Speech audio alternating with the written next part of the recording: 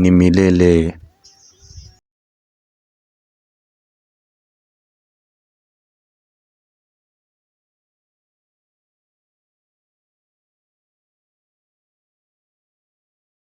Mu Rwanda turamuzi cyane, uyu yagiye akora indirimbo zigiye zitandukanye twakunze zirimo Inana n'izindi nyinshi twakunze, gusa kuri iyi nshuro yakoze indirimbo nziza cyane ayita Sekoma.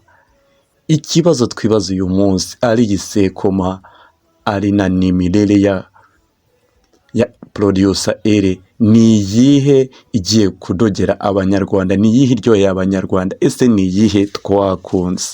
Iyo twibuke izi ndirimbo zombi zikozwe mu njyana ya Afri gakondo. Iyi ni injyana yahanzwe cyangwa se yacuzwe n'umuproducer w'inararibonye mu Rwanda bita producer Ere.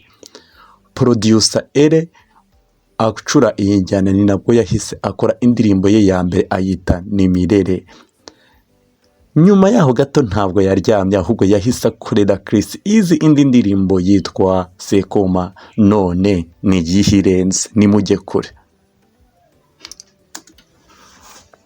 Mu gihe cy'ukwezi kumwe gusa, indirimbo ni milele ya producer Element imaze kwikwizaho like zirenga ibihumbi 53, views 2,000,000 n'ibihumbi 125,779. Iyi ndirimbo uretse hano ku rubuga rwa YouTube channel ya Element, hari n'ahandi hirya hino yagiye ica ibintu. Twese turayizi, iyi ndirimbo yakorewe challenge n'abantu barenga 700, barimo abakoresha TikTok bo mu Rwanda ndetse n'abandi bagiye batandukanye mu bihugu byo hirya no hino muri Afurika.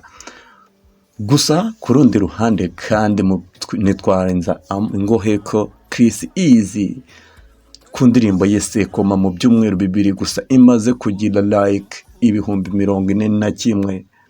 Views kuri YouTube channel yiwe imaze kugira 1,195,595 ndetse na 871.